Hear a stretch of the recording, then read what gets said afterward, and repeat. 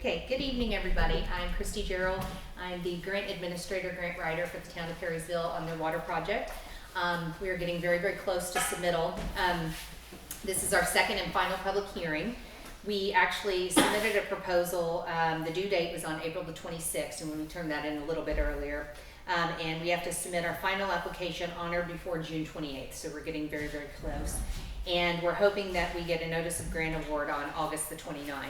It'll come out that morning, so we will hope to see the town of Perrysville's name on there. This is an all or nothing grant, so we're either going to get it or we're not. I have found out that we're up against 18 other applications. They're probably going to fund, I'd say, 8 to 9 maybe. So, but I think our chances are very high because we're going to be scoring pretty well. Again, like I said, we have 2 public hearings, one before proposal, which I saw you guys back in April, and we have one before final application, what we're doing here tonight. Our total project cost is $2,667,250. We're requesting the maximum amount of grant we can go for with the program at $700,000 with OCRA, and that's the Office of Community and Rural Affairs. And it is a community development block grant that is federal grant dollars that trickle from housing and urban development at the federal level. They trickle down to the state, to the Lieutenant Governor's office, and she awards, manages, and disperses those funds. Our local match, we are required to put up at least a 20% match, but because this project is, a huge project, we are putting in more local match. So $1,967,250 in local match, and that comes in the form of $5,000 from previously paid environmental. We had to comment to a ton of federal and state agencies and Indian tribes because any kind of grant you get, it's not really free money. It's not. There's all kinds of hoops you got to jump through. So we had to clear the project environmentally, which we did. The town is using the remaining $74,016.22 in ARP funds, which is American Rescue Plan dollars. $86,579.68 is from the town checking account. $54,570.52 is from the town earner savings account. And $1,747,083.58 is going to come from the Indiana Finance Authority State Revolving Loan Fund program. Now, we had to do in order to qualify for the OCRA grant, we had to do a special income survey, which we qualified. And then SRF gave us the opportunity to do a special income survey for them, which qualified us as a disadvantaged community based on our median household income here, and we passed that as well. So because we have that with SRF, we're hoping to get an offer from SRF that's going to be a lot of grant and less loan. That's what we're after. We might get all grant, we might get 50-50, I don't know. That's kind of the game we have to play, unfortunately. So the OCRA grant will go in June 28th. We find out if we're awarded on August 29th, and then that's when SRF will be notified that we were awarded, hopefully. And then they will decide where we land on their project priority list. Right now we're number 45 on there, but that's Q3, Q4's project priority list will actually come out in June 11th, June 12th, sometime of that nature, and then we should be moving up on that list considerably, especially based on people that are moving off the list that have been awarded, and then also our disadvantaged community income survey. So I'm hoping we're up further on that list because the higher we are on the top, the better offer we're going to get. So this OCRA grant is all about chasing the points, and so there's a total of 700,000 points, and we have to have a minimum of 450 to be awarded. National objective, that's where I said we did a special income survey for OCRA, and we completed that survey in July of 2023, and so we have to be at least 51% or higher to qualify to apply. We were at 59.4% low to moderate income. So HUD sets these data limits about, how many people are in your household, are you above or below those incomes? I'm sure you guys probably saw the income survey that came. And so 59.4, that's a really good score out of 100. Community distress, these are set on totally out of our control, median household income, unemployment rate, other factors, and we're at 71.69 out of 175. I normally like to see that in the high 90s, but because Perrysville, what's around and in is agricultural, that brings our score down there. We can't control that. But local match contribution, like I said, you only have to do a minimum of 20%, but because this project is a lot more dollars, we had to put in more money. So we're almost maxing out. We're at 73.76 points out of 75 there, so that's good. Not a lot of projects will have that. We'll skip down to project sustainability, financial gap. It's just a calculation that Okra has us put in, like what we're asking for in grant, and how many customers. We have a current 215 customers, that's residential and business. And so we're gonna max out at the points on that for financial gap for 10. Green infrastructure, we turned that in, the engineers filled all that out. We turned it in, we were getting 9 out of 15 points on that. And project sustainability, our current water rates are $54, and I forgot to change that down there. I apologize, it says 49 because we had an amendment. And so we are getting 10 points there. So that all total is 29 points out of 50 there. And we submitted your bonus points in March, and the same day we were awarded the bonus points of 25. So if you go back up to number 4, project design factors, those are the narratives that I'm working on now. I sent the town council and the engineer narratives to look over. I'm working on the project need now, hopefully be done with that by the end of next week. Project description, we just explain what we're doing with the project. Project need, we explain why we need to do it. And financial impact, we don't have $700,000 or $2 million to do this on our own. So that's why we're asking for assistance. So we have to meet a minimum score of 191.15 on the narratives out of 300 to make the minimum score 450. The past, I'd say 4 years, I've been scoring anywhere from 285 out of 300 to 298. So I think we'll definitely make that mark. We'll be well over that. So the project, what it's going to consist of is two areas. One is water storage. So the current 50,000 gallon elevated water storage tank is in a really bad state of disrepair, structurally unsound. We've got a crack. It needs rehabilitated inside and out. And it's also not meeting demands because it's a 50,000 gallon tank, and some months we're doing 83,000 gallons. So plus, what was it, January, the tank shut down. We had issues with that. So we're going to be erecting a new 100,000 gallon elevated storage tank. Then also we're going to be doing water distribution improvements along Clay Street and a couple little other areas where it's 2-inch in diameter, very undersized mains that are cast iron, and those are actually tuberculated. So they're actually, I don't know if people here tonight have seen sediment in their water, things like that. So we're hoping, because of those cast iron mains, to get rid of those. And I believe those are the only 2-inch mains in the system. So and those are original. So we're going to be taking those out. We're going to put isolation valves in so they can actually shut down sections of the system on the east side. And so that way they don't have to shut down the whole entire community while they're doing repairs and fixes. And then also, I'm sure you've seen the community, the officials out doing, replacing fire hydrants. So they're actually be putting some more fire hydrants in. So is there any questions? I know that was a lot of information. Yes. Just one quick question on number 2, the community distress factors. Uh-huh. I understand that we're in like the agricultural environment, but can we take the stuff in account that's closing in Danville, like Quaker and stuff like that? No, because these are set, unfortunately, by the IU School of Business and like Purdue, and they set these algorithm things, and it's the state. Okay.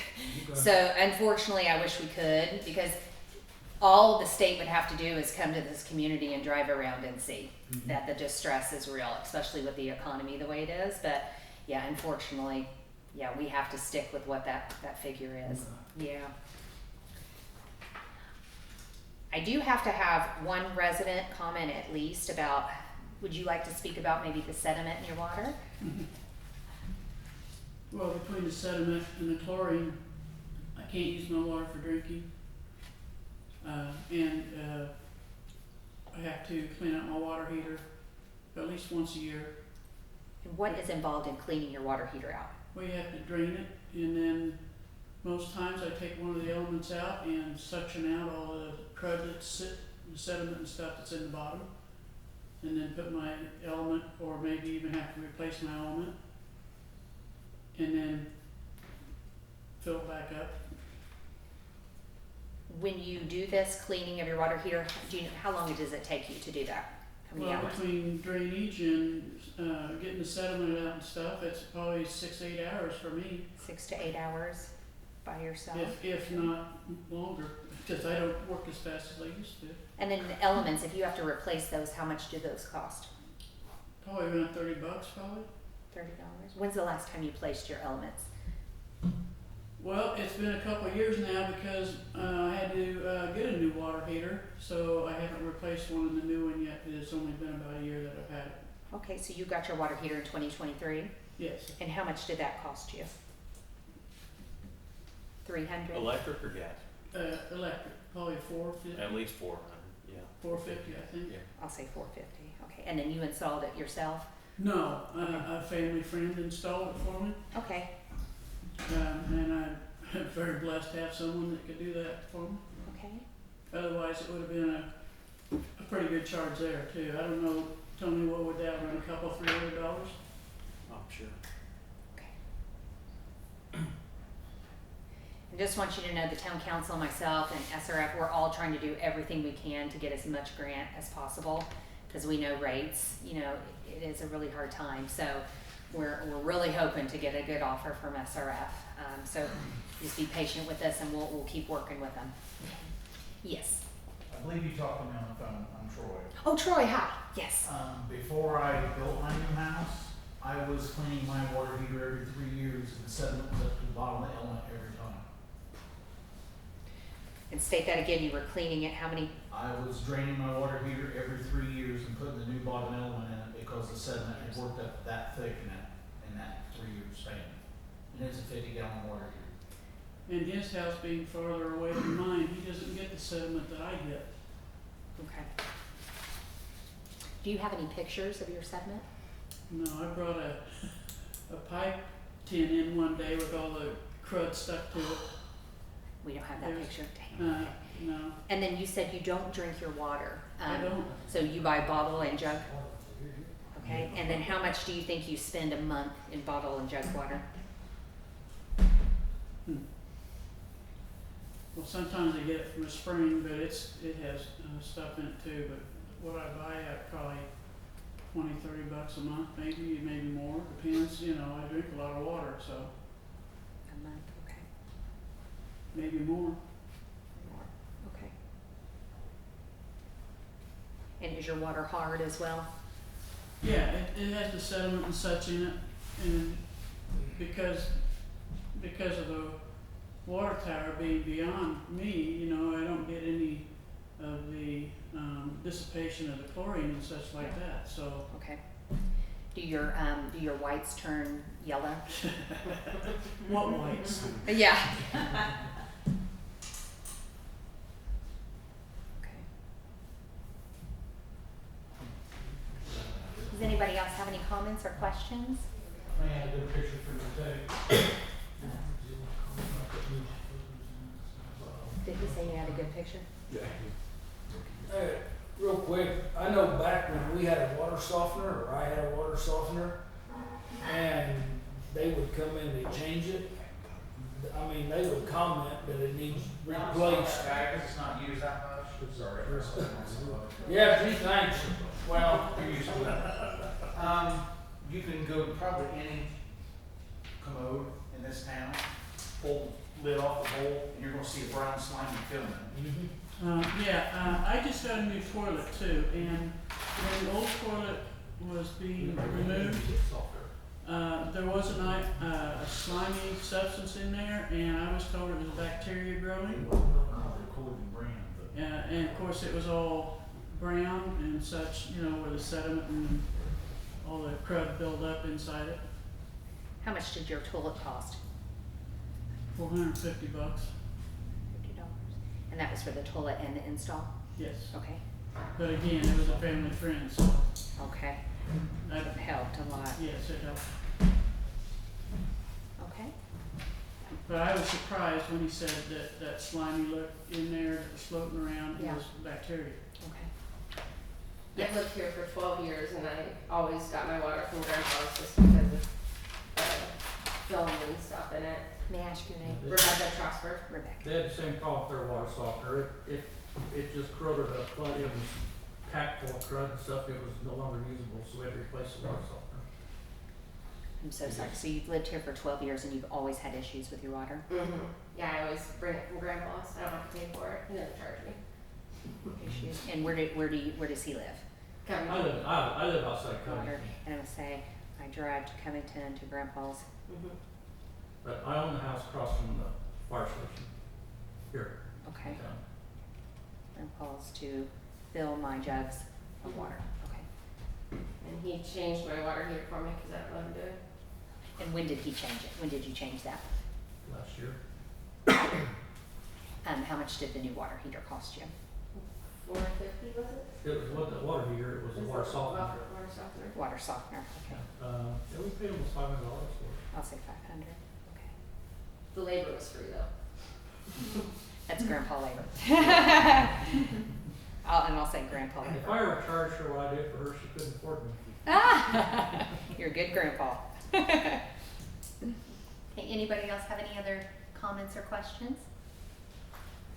Like I was telling you on the phone today, mine, all new lines and softener system and everything, you can get a picture of my stools now, how brown and slimy they are. And that's after the full house softener system. And Tony was trying to explain to me, which I'm gonna be doing a letter of support from him, I'll be talking to him tomorrow, but, so you were telling me that pretty much the water goes from the water treatment plant and then comes to the distribution system first, right? And then goes into the tower. So the new tower, it'll be a different process. It'll be coming from the water treatment plant directly to the tower, and then it'll disperse out into the community. So that should help a lot. That'd be huge. Yeah, so, if we get funded, which I'm very hopeful we will, in August, this construction will probably start in the spring of 2025 is probably what we're looking at. Because we'll probably close on the SRF loan, hopefully more grant than loan. And we'll probably close on that in December, maybe, January. And so then we'll be going out for public bid, I would say in February or March. And then we can probably start getting this construction started. And I would assume a project of this size with the tank, since we'd be starting in the spring, we're probably looking about 10, 11 months construction, maybe less than that, so, Yeah, they said it'd be November, December. yeah. So, but we really appreciate your comments, and I'll make sure to get all these in here, and thanks for answering my phone calls. Thank you for Letters. your work on this. No problem. Yes, thank you. No problem. We'll do our best for you guys. And Tony, I just want to make sure your comment, and this is the town's top number one priority, correct? Yes. Okay. Okay, thank you guys. Thank you. And I'll get you minutes tomorrow. Okay.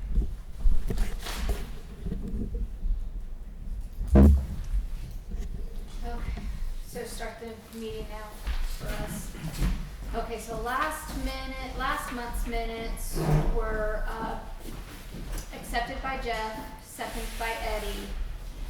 There's no water report by Mike Bowman, but we did have that IDM report on the inspection of the water tower that had failed the inspection. There was other minor storing issues and a few pipes that needed to be repainted, but we really didn't go over all the details in that report last month. There was no police report. All the hydrants are functional. We replaced 10, removed 1, and repaired 1 out of a total of 42 hydrants. We are down to 50,000 gallons last month, opposed to the 65 gallons from before. We will be replacing all the pipes with lead parts. This is including pipes, and I'm sorry if I mispronounced. We're not replacing them with lead, we're replacing any of them that have lead. Yes, and this is including the residence side past the meter. Yes. Dollar General was suggested to come into our area. We are below the minimum standards, but they will consider us. On the feral cats, the only ordinance that's available for us to pass is to no feeding them. So we're looking into other options that we can do to fix the feral cat issue in our town. On the community center, Opera House, there's quotes that were turned in on replacing the floor joists on the first level of the Opera House. One bid was $19,200. The other bid was $28,000. So Eddie motioned and Tony second on the $19,200 bid from J.K. Fortner Home Improvement. The town is also asking for an 80-20 grant. The grant is for a total of $500,000. Still working on that. That's a next year thing. Next year thing. Looking into seeking guidance from the town attorney on who's going to be responsible if someone is to get hurt on the sidewalk in front of a resident's home. With no further business, the meeting was adjourned. May I have a copy of those? I will motion to accept. I'll second. Okay, Troy is still out. He's hurt his back pretty bad, so we have no police report. Bear with me while I try to read this since I don't have a printout of the water report.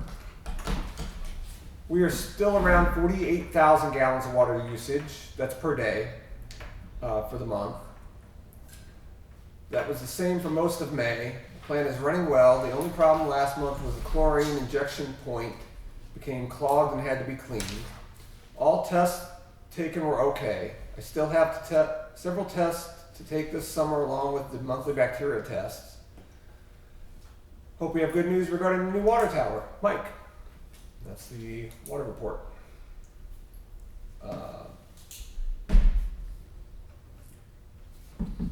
Follow up on the liability for sidewalks. Basically, everybody's liable is what it came out to be. When the attorney basically came back and said if he was going to be, if somebody got hurt and he was representing them, he'd sue the homeowner, he would sue the municipality, he would sue everybody. So I know that's probably not the definitive answer that anybody was looking for, but that's the answer we got. Also, the town was not responsible for sidewalks along 32. That belongs to the state. I think that was all the follow-up we had. The Opera House, all the downtown was sandblasted. Painted the column in the middle of the Opera House. As soon as I get some time, the rest of the paint will go on. And we had our first cruise night. Eddie's not here to talk about that. It was his baby. All the proceeds from the cruise night benefit the community center progress. Raised $832. Over $800 was raised for the first cruise night. That is all the updates I have. May I ask a question? Yes. When will you be replacing all the pipes with the lead? So you're going to be doing services from the meter to the main? If anything we find during the project. Okay. So it's only going to encompass the portions where we actually are working on the project. So Water Street, the alleyway behind Jackson, between Jackson and Clay. Okay. It would be done at the project time. Okay, got it. The likelihood, we've been told that there's none. So the likelihood we find any is very slim. Okay. Perfect. Especially with the age of the houses in affected areas.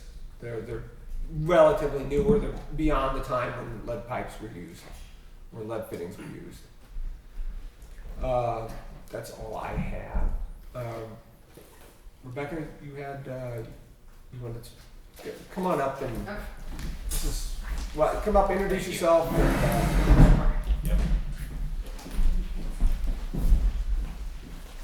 Good spot. Come this way a little bit. There you go. Now you're good. Block you. She wants it. Yeah. Hi guys, my name is Rebecca Trosper. I'm sure by the end of this you guys will know me as the crazy cat lady. So I just wanted to come and talk to you guys about my ideas and hear what ideas you guys might have and communicate to the board. So I wanted to share what my ideas were for a solution of all the stray cats in Perrysville and feral cats in Perrysville. Basically a TNR spay and release program that we might have in the community. So what this would just be a spay and release program that we would have for all of the cats that are not fixed. The reason for this program would be because we know that statistics show that any unfixed cat can have upwards of 280 cats in its lifetime if it is not fixed and it's outdoors. These unfixed cats can obviously, as we know from Perrysville Watch, can cause a lot of damage to property and carry diseases and have lots and lots of kittens. I will say that top 3 priorities for me in my life are God, family, and animals. but animals can cause a lot of destruction, and I know that. I can't fix everything. I can't fix that they cause damage in properties and gardens and the whole 9 yards, but one solution I do have is to kind of slow the problem down. My family has been traveling, well, my grandpa, that's my grandpa here, if you guys didn't figure that out yet, but my grandparents traveled to Dauphin Island, Alabama for like 30 years now, so I've been going with them for 12 years now, and they have a program there that I've been following and donating to, and they have a really successful TNR program where they simply trap feral animals and help with spaying and neutering when people come forward and need help, and it's been really, really successful. I've personally seen it every time I go down there. I used to go down there twice a year when my work schedule allowed, and every single time I would go down there, I would notice that the population of their outdoor stray and feral kitties was much less every single time. So I thought, why not bring this to Perrysville? So I talked to Riley about it. She watches my dog when I'm, at work and Grove was on vacation, and she's like, yeah, let's do this. So that was my idea to bring to Perrysville. How this would work would be funded just by donations. I do have lots of ideas for raising money for it, and then people would simply sign their animals up if they know it's a stray or a feral kitty. We would set that up with the vet. It'd be approximately $100 per cat, and we would just slowly get them done as they come in. We realize it would be a very slow process, but as studies have shown and other very successful programs have shown, it does work. That's basically it. Any questions, any ideas, concerns? Who would be the vet that you would use to do that? So we can actually use any. McClure right now is who we've talked to, and he's willing to do it. We could, if it's somebody's, personal cat, they can bring it to McClure themselves. If it's something that they need help with, say, somebody calls and says, this cat's been under my porch now for 5 years, I am not able to take it, I will personally volunteer to do that. Animals are one of my passions, and I would volunteer to take the cat myself. Good. Thanks. She's not planning on doing the family cat. She will help them get the cat to the vet. This is basically just for the strays and the nuisance cats. Mm-hmm. Oh, of which we have many. I have two. She mentioned Dauphin Island. Like my wife and I have been going to Dauphin Island for 25 some years. Mm-hmm. They had a very bad feral cat problem there. Mm-hmm. And they started their spay and neuter program about the same time my wife and I started going there. And they were overran. It's a small island. It's only like 3 miles wide and 8 miles long. And it was overrun with cats. And they started this program there after the police department, the dispatcher who works on this police department started it. And she's right, just about every year you can tell the cat population has dropped and dropped and dropped and dropped. And now you don't see them like we used to at all. Mm-hmm. They've got a very successful program. I do want to talk about a couple of concerns that I have seen. I'm sure some of you guys have seen it on Perrysville Watch. I do want to say that one our goals is not just to go around and catching people's cats. I'm sure a lot of people aren't going to like this, but yes, I do have a cat that does go in and out. Most of my cats are indoors, but one is just not a happy kitty, and she does go outside. Our goal is just to not go around and putting, I'm having a brain fart. Live traps. Thank you. Live traps out and just catching pets. That is absolutely not our goal. We want to help the community. There's plenty of cats out there, and obviously this fund isn't just going to boom overnight. Yes, we've had success so far, but our goal is just not to go around catching random cats. If somebody calls and says, I have 5 cats under my deck, which we know that happens, those are the people we want to help. That are for sure not people's pets.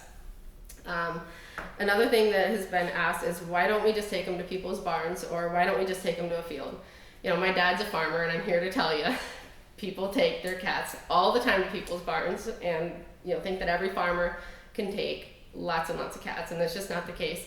If that's what people want to do, if you have a cat in your area and you want to try to connect them with a farmer or somebody that owns a field, then that is absolutely, that's something that's up to you, but that's not something that, we can do. But I know in the meantime, I can at least help with the spaying and neutering to prevent them from having 280 kittens in their lifetime. Yeah, I do know they do carry feline leukemia too, lots, Yes, and that is deadly. yes, If you got your own cat, you let that cat out and another cat got that feline leukemia and they get in a fight, your males, let's say, fighting, and our cat's gonna get it and it's gonna kill it. yeah. A lot of cat diseases can spread, so Yes. that's our thoughts. That's my goal. That's something I've wanted to do for a long time to help the community and kind of help the problem, and kind of been quiet on Perrysville Watch for a long time. So that's my thoughts. That's a really great idea. Thank you. Sounds good, man. Good going. It's good. Any that questions? somebody's willing to do something about it. I think so, Yeah. yeah. You have our support. I mean, that was Thank what we you. brought up last month was. I we wish need I'd to been find here. Something. I had heard that the south end of Perrysville is being overrun by feral cats. Yeah. I do have the ultimate goal. No, I'm sorry, north. North End. North. Yeah. I do have the ultimate goal, just to be completely transparent, of making it like a not-for-profit organization and things like that, just to, you know, make sure we do things right and stuff like that. So more to come. I just wanted to, you know, see what everybody's thoughts were and just get some ideas. We're all for it. I mean, if you can make it a not-for-profit, that frees us up to be able, as a town, to be able to give money toward it. Mm-hmm. I mean, we can't give it to a private individual, but you know, if you have an organization, Yeah. we can make a donation. I did get some suggestions just from people that know more from the business side of things than I do. You know, I love animals, but that's about it. So and that was their advice. So that's what I'll be working on next. Yeah, and you can actually do it relatively for free. I mean, but there's places that will charge you to do it for you, but you can go on the state's website and Right. do it. All right. Well, thank you. I appreciate everybody. Well, thank you. Thank you. Thanks. Okay, that's all we have. Does anybody else have anything? Okay, seeing nothing, I will motion to adjourn the meeting. A second. All in favor? Aye. Aye.